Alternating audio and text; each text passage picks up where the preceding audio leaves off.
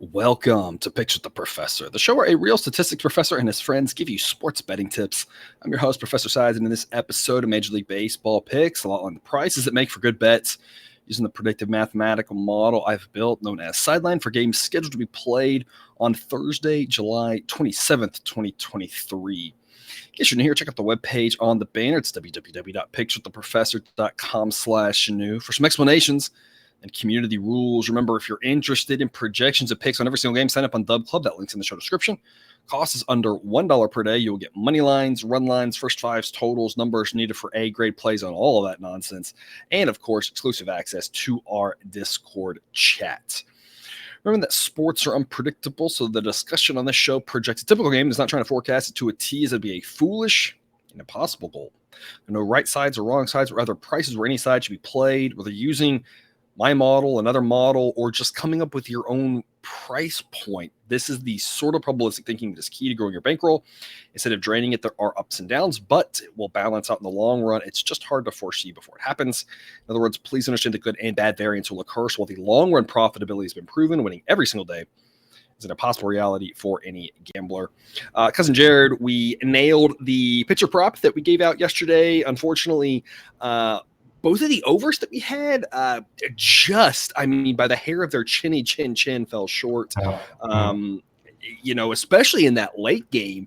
It actually was funny. We were talking about the last time that Strider pitched, and it played out the same way. No runs through the first, five-ish innings, or four and a half or whatever.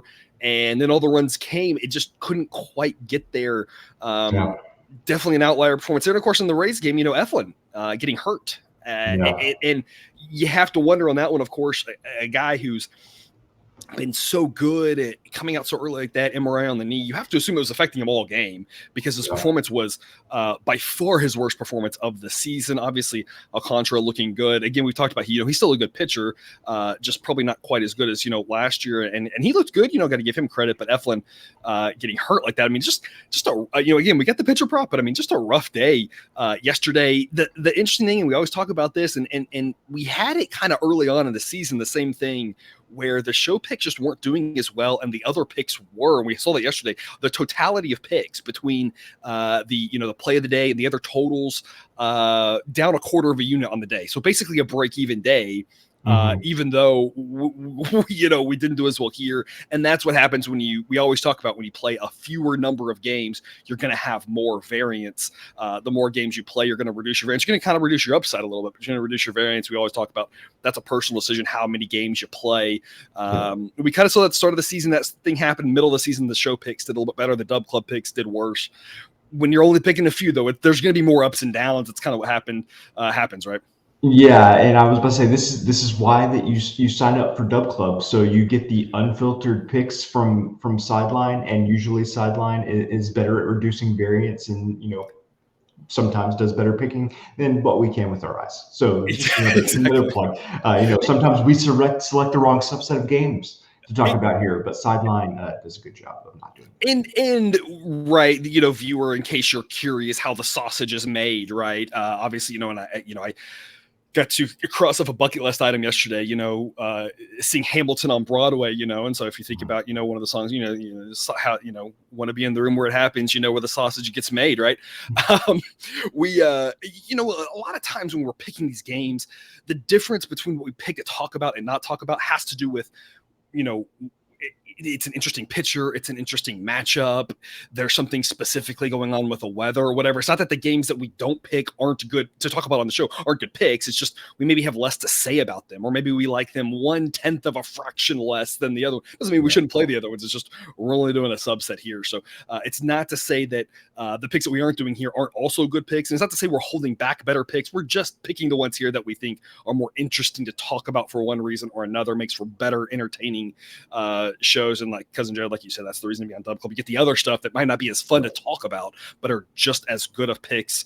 Ups and downs, of course, happening here. Especially this week, feeling like we're getting on a little mini roller coaster. Hopefully we can get back on the upswing today, kind of like we did on Tuesday. Would be a little bit more fun. But before we get to the slate today, some quick reminders. Please hit that like button if you're on YouTube. If you aren't yet, please consider subscribing or following. It's free. And if you turn on notifications, you won't miss any of the MLB, college basketball, college football, or coming this fall, NFL content that this channel provides. You can see how I scale picks in the Google Sheet that has season results, team metrics, starting pitcher metrics, all sorts of goodies in the show description.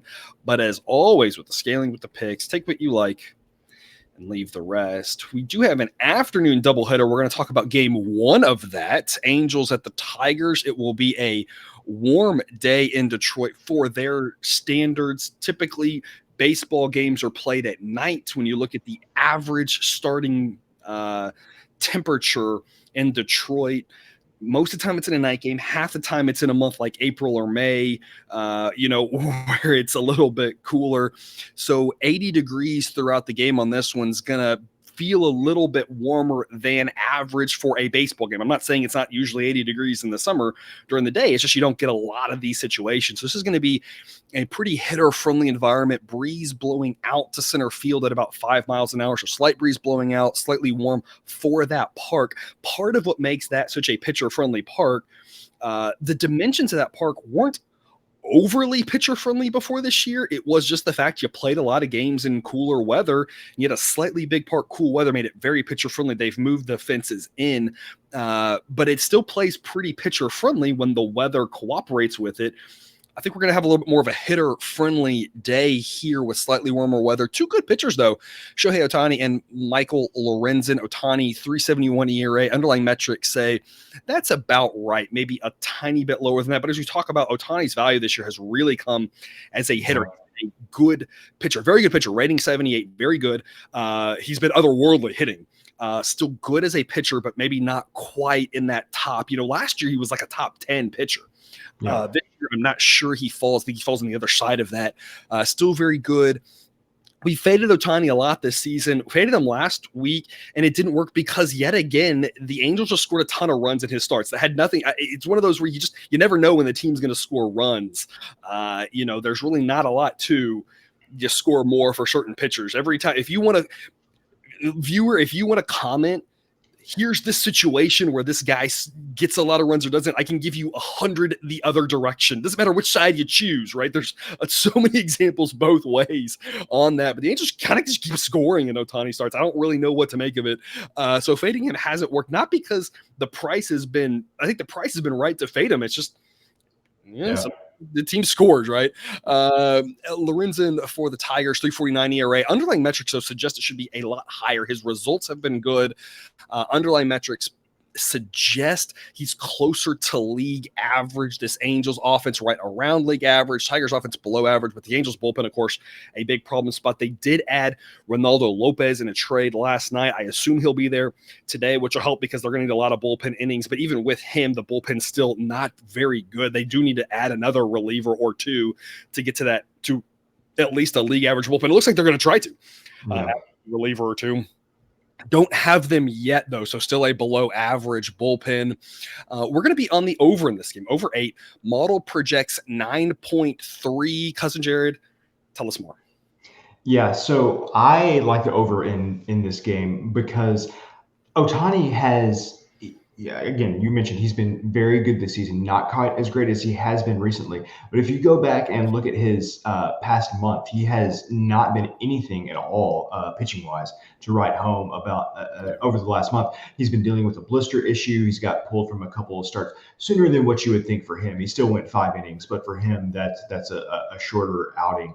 And so really, look at the past 2 months, he's only gone 7 innings one time. I think that Ohtani is only going to get 5 or 6 innings in this game is the number one thing. And then you're going to get to the Angels bullpen, which we all know and love, or maybe hate, depending on what side of many of those games you've been on.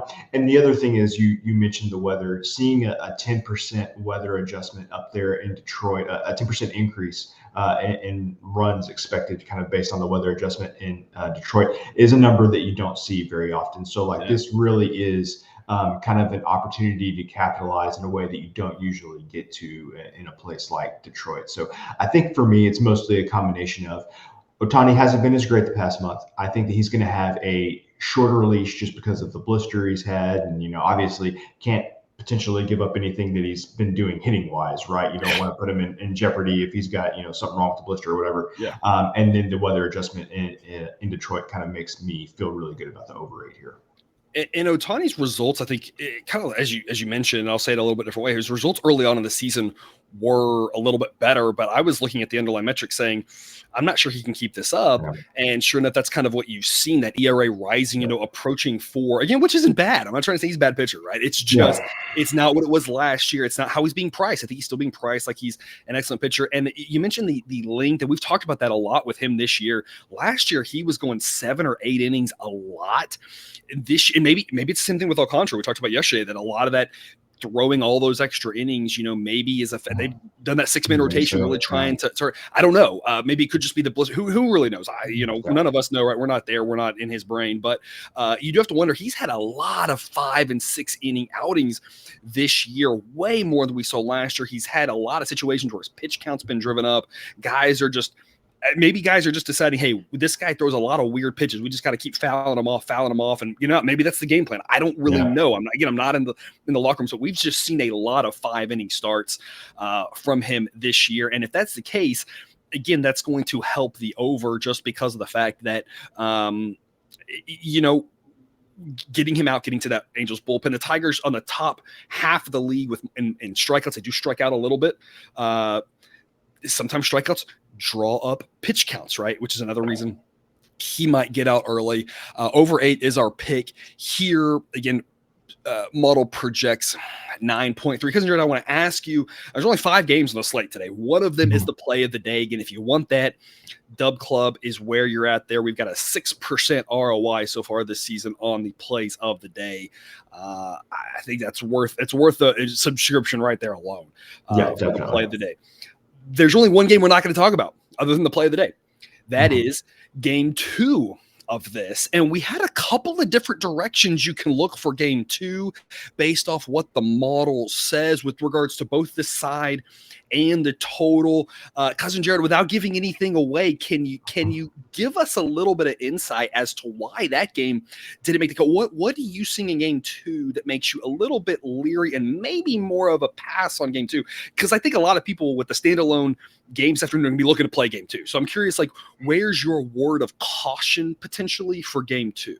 My word of caution on game 2 would be it's going to be game 2 of a doubleheader, and everybody's going to be tired and ready to go home by about the 5th or 6th inning of the second game. And I don't know what's going to happen towards the back end of that ball game. That's part of it. The other part of it is I just feel like I know something about Ohtani. I feel more comfortable making that play with how he's looked the past month, number of innings that he's gone, knowing that they don't want to aggravate, whatever's going to bother him on his hammer. He's have to come out from a couple of games a little bit early. So it's just more that I feel like I know more about the first game, and that second game is who knows who's going to be coming out of the bullpen by the end of the All right, so then maybe I'm going to put you a little bit on the spot here, right? Maybe I talked to the Discord. I said there's a B grade pick, a kind of a decent pick maybe on game 2. Maybe it sounds like if you were going to play game 2, you might be looking at the first 5 is kind of where I'm hearing from you. Yeah, I would definitely be looking at the first 5, because I think once you get to the, we talked about getting to the Angels bullpen in the first game. What's the Angels bullpen going to be like at the end of the second game today?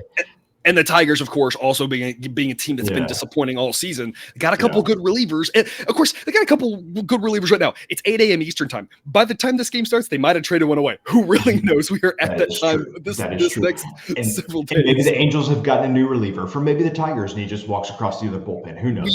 We have seen it before. It's obviously a fun story when that happens. So, this is we got a few more days to talk about this kind of chaos here, and then we kind of hopefully have more rosters. So at that point, it's a only guys getting cut, and signed as free agents, which will be usually weaker players. But yeah, so a lot of things happening here for this afternoon series. Hopefully it gives you some good insight. That'll take us to the night slate, 7:45 p.m. Eastern. Cubs at the Cardinals. Because Jared, we talk about St. Louis early in the season plays very pitcher friendly. St. Louis is in the Midwest, and if you live in the Midwest, and we're moving to Indianapolis, I'm not going to call Indianapolis the Midwest weather-wise because it doesn't seem to have this. I'm talking about the Midwest more in the Nebraska, Missouri, Iowa, that area of the Midwest specifically, because you get further north of that, you don't quite see this as much. East, you don't see, but there's a good chunk of that. I think St. Louis is part of that, where you can get some really cold days in the winter and really hot days in the summer. You kind of can see both extremes there. Yeah. And early in the season in St. Louis, that part could play pretty pitcher friendly with cooler weather, winds blowing in, cold front coming in from the north. In the summer, though, it can play very hitter friendly. We've been talking about how the ball's been flying. I said it from the start. I said it in April. I said, y'all, we're seeing, and this is why I said I didn't want to touch totals because I didn't know what the heck was happening with the baseball. If you go back and listen to any show, I basically said, I'm not touching a total. I don't know what the baseball is, and the baseball is going to tell us a lot. And as we gotten through April, I was like, all right, well, I'm going to have to bump up the projected number of runs because this ball is flying. There's going to interact with the weather. If it's flying in April, what's going to happen in the summer? We have not seen a lot of hot days yet this summer. It's been a relatively mild summer. That doesn't mean it's been mild where you live. It hasn't been mild in Texas. Speak for yourself. It's been a mild summer for baseball weather, right? Yeah, it hasn't been in Texas, of course. It's been hotter than blazes there. But they got roofs, right? They got roofs for those stadiums, so it doesn't really matter. But we have yet to see very many 100-degree days in Atlanta, which we see. We have yet to see very many 100-degree days in Kansas City, in St. Louis as well. 3 parks. Cincinnati, we've yet to see many mid-90-degree days, or we've yet to see some of these situations very often. We've seen some 90-degree days. Folks, it's going to start off in St. Louis, 102 degrees as the projected temperature for the first pitch. We are talking about a very hot day. The ball is going to absolutely fly. Even by the end of this game, we're projecting to be in the low 90s. The ball is going to fly. Adding to that, we've got a wind blowing out at 5 miles an hour just for kicks. We've got a 16% weather adjustment. You got 2 pitchers who aren't very big on strikeouts. So guys are putting the ball in play, and they're going to try to keep it on the ground. But if they do not, the ball is going to fly. Justin Steele, obviously a very good pitcher, 2.95 ERA. FIP aligns with that. XFIP doesn't. I tend to take the average of the two. I think they're both pretty good for different things. If you want to dive into thinking about what those are, what that means, etc., they're both relatively predictive in different ways. I think he's probably not quite as good as that 2.95 ERA, but I don't think he's far off from that. Model gives him an 81 rating. Very good pitcher. Miles Michaelis, pretty league average. His underlying metrics align with his ERA. Bullpens are all pretty around average. Cubs offense around average. Cardinals offense, of course, well above average.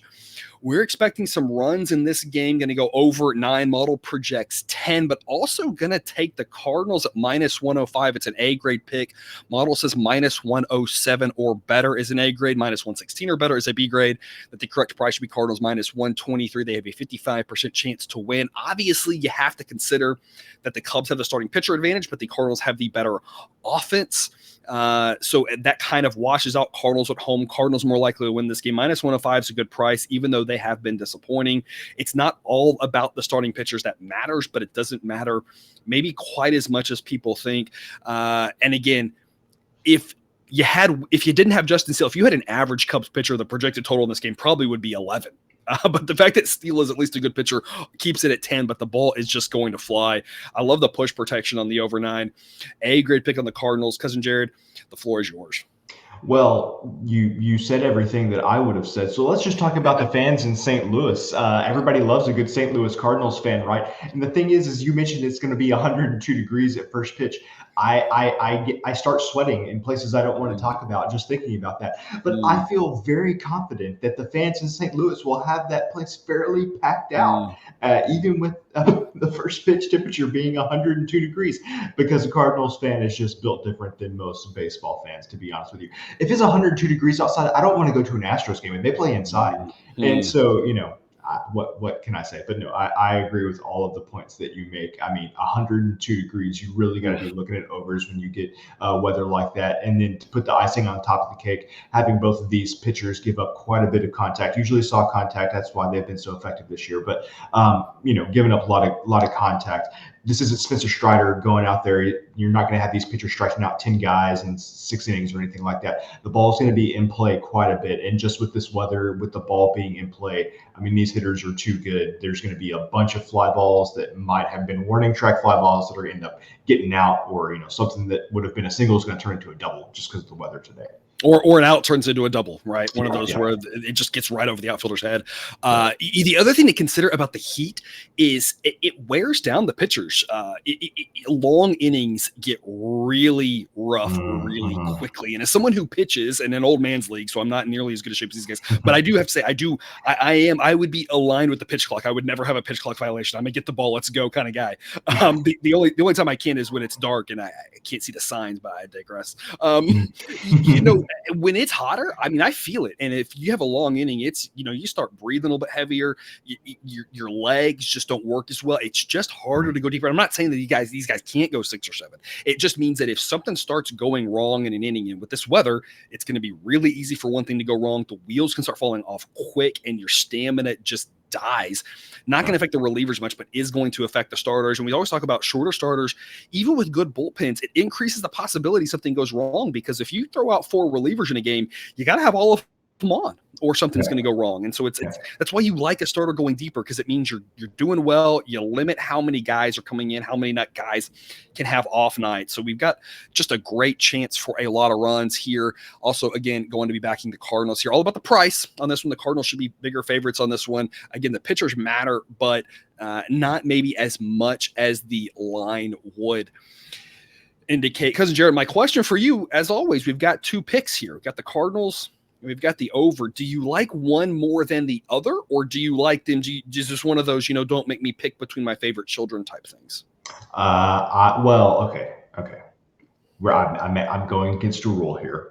I usually always back the A plays. I think I like the over better here, just because of the weather and having 2 pitchers that give up a lot of contact.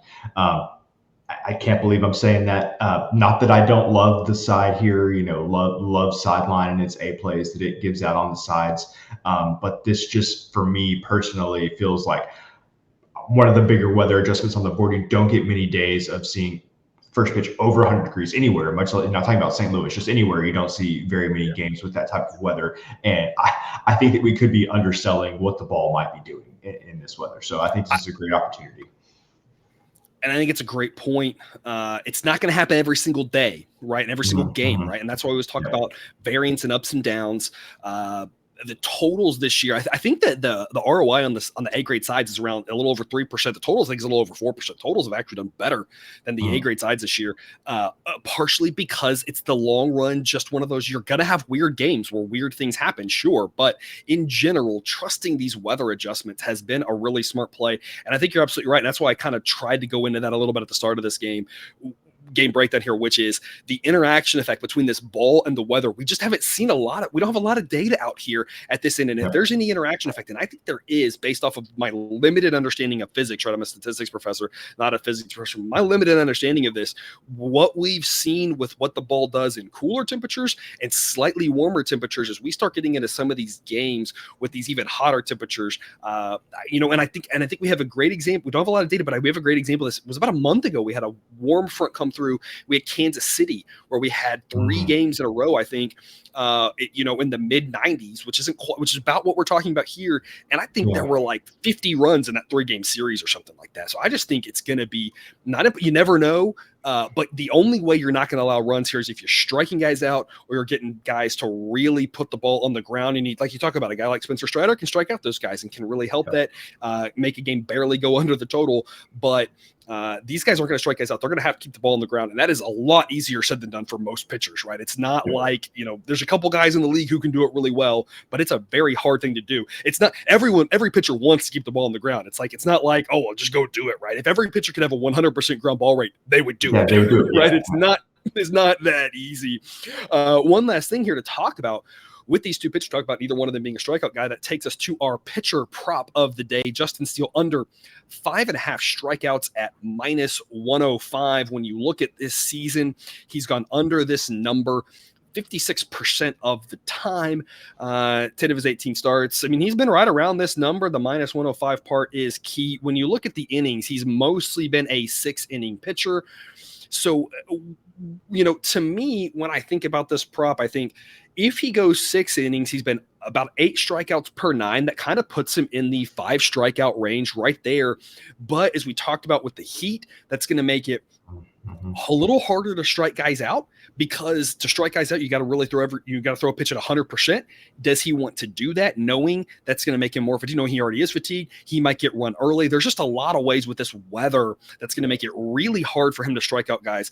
Not impossible, right? But it's going to be tough at minus 105. I think this is a great play under 5.5 strikeouts here. Probably wouldn't play this at minus 125 or something. That's a whole lot more juice. But anywhere near this even money, I think there's just a lot of ways you can win this. And I love a pick that I've got a lot of ways to win it when it's near even money. Because, Jared, anything to add here on Justin Steele?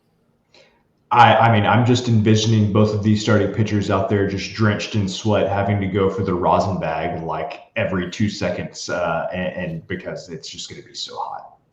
Yeah, absolutely. I think it's very possible. So again, a lot of ways to win that one. Under 5.5 Ks for Steele is our pitcher prop of the day. If you want to see all of the goodies that we've got over there at Outlier, they've got all the plus expected value plays highlighted for you. That's one of them. Gave out another one to the Discord here today on a game that we aren't covering.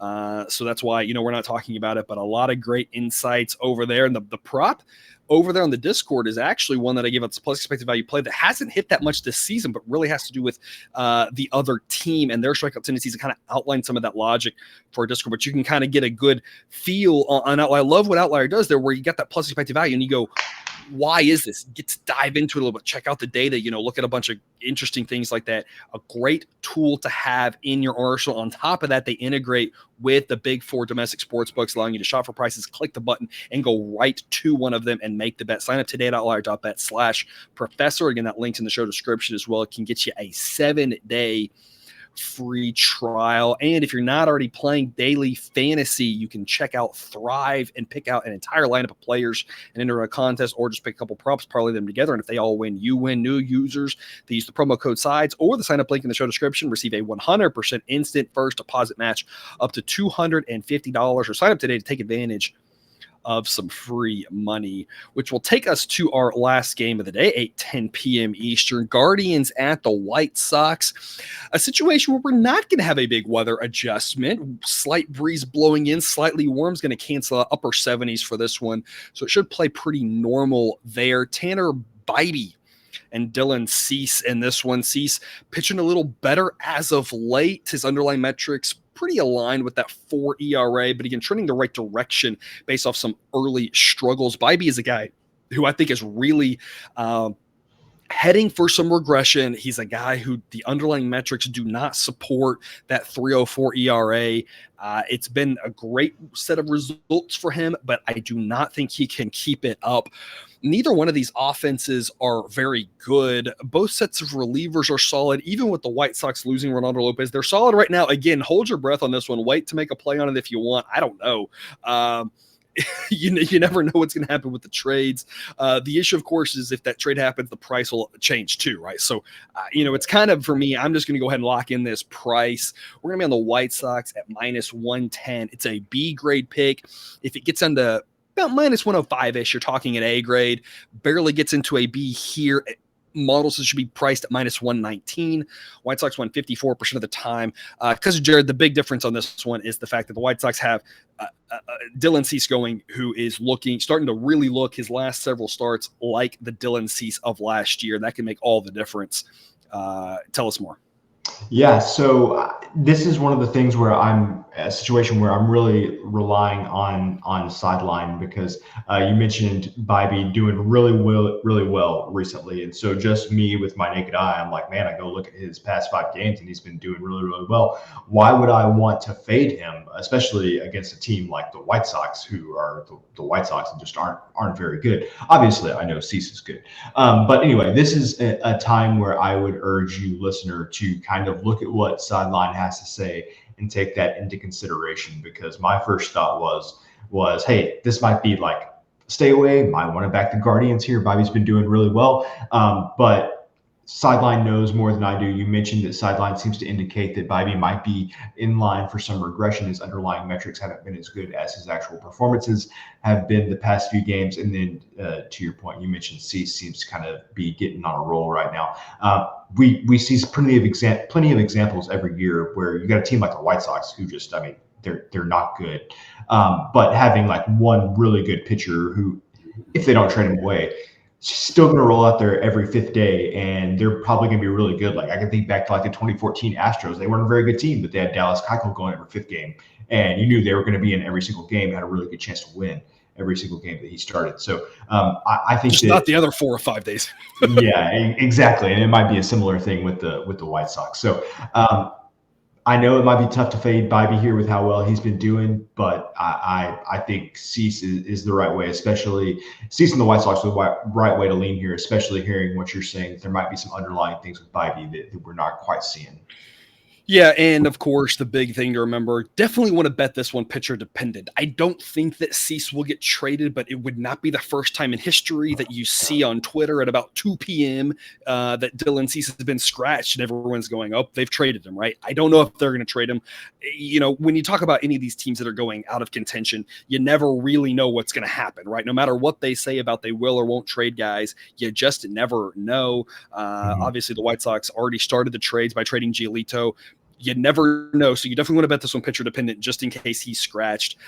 He might be scratched even without a trade if it's one of those where they're close to a trade, because you don't want him to get him to get hurt in a game that doesn't mean anything for him. So definitely want to bet this one pitcher dependent, because the pick here is all about Dylan Cease. And again, as you mentioned, Tanner Bybee, a guy that you just have to kind of trust the underlying metrics and just say in the long run, I hesitate to say this, but I'm pretty sure every starting pitcher that we talk about the underlying metrics suggests something's about to happen.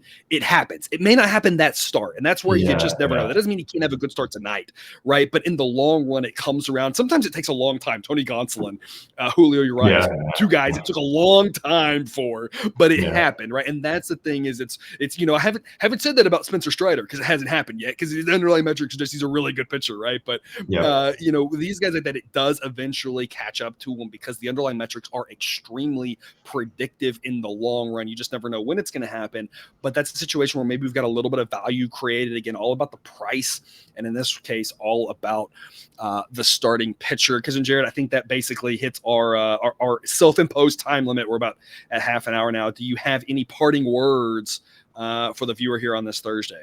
I mean, I was trying to wrap my mind around Giolito being traded to the Angels. Like, do we really think that's going to make a difference for them? I mean, sure, then maybe they're a little bit better now, but are they going to go far in the playoffs anyway? How far does the team want to go to try to keep Ohtani around because he's a free agent this year? And then Colorado apparently decided they're going to move to the Big 12 in you know, the NCAA football there. And so, I mean, again, this is all too much for the time that we're recording. This has just been way too much for me to take in. Yeah, I saw that late last night that Colorado going to the Big 12, and I was like, I thought they left the Big 12. A little surprising there. I feel like you know, you've got your A&M shirt on there. You know, if A&M said they want to come back to the Big 12, I don't know if they would take them back, right? I feel like when you leave, it's kind of a like good riddance, you know. But I think if Nebraska wanted to come back, I think the Big 12 would be like, nah, you know, you were kind of a headache. I don't want to deal with you, right? But Colorado, apparently it's fine. I don't know. Now they've got 13 teams going forward. When is this going to happen? Well, I don't even know what's going on. Like, it's going to get weird, I feel like. Yes, and obviously they would prefer to have 14 teams, but they said apparently like, hey, we're not necessarily looking to add people right now. We're not desperate to add people. We're fine having 13 next year. And it's like, okay, I have no idea how you're going to do this, but okay. I have a lot of questions. It's not that it can't be done, obviously, but it's just a weird spot to be in. Does even 14 make sense, or at some point does 16 make more sense? Like, I don't know. It's getting weird. It feels like it's about to get weirder. You don't, you know, was that the first? Are we about to have another week in college football and the trade deadline at the same time? Are we going to have a week in college sports? I should say, not just football, right? Where, you know, now there's going to be rumors of, is Oregon going anywhere? Is Washington going anywhere? The Arizona schools going anywhere, right? Are they all going to the Big 12? Like, we're going to have all this happening at the same time of the trade deadline. You're absolutely right. It is a wild week. Everyone just kind of, you know, make sure you're seated in, buckled in, Yeah. and braced for what's coming. That last thing I want to mention, come back to the Angels, of course. You mentioned about going deep in the playoffs. Can they even make the playoffs at this point? That obviously helps them, but I have to assume that so much right now of making the playoffs is where you currently are. And part of it's the projections, but you can only swing the projections so much going forward with only whatever 70 games left in the season. So much of this now is where they are. They're not in a good spot. So I feel like they're going to have to add more just to even make the playoffs. So it's kind of an interesting thing for them to go all in. Obviously they want to keep Ohtani, but kind of going all in on a season that they could easily miss the playoffs. It's going to be a fun week, I feel like. Otherwise, though, that's all we're going to talk about for today. Thanks for tuning into this episode of Picks with the Professor. Don't forget to subscribe so you can control the sports betting content provided on this channel, dropped right into your feed. We'll be back tomorrow with more sports betting content. But until then, as always, best of luck. And remember, you can eat your betting money, but please don't bet your eating money.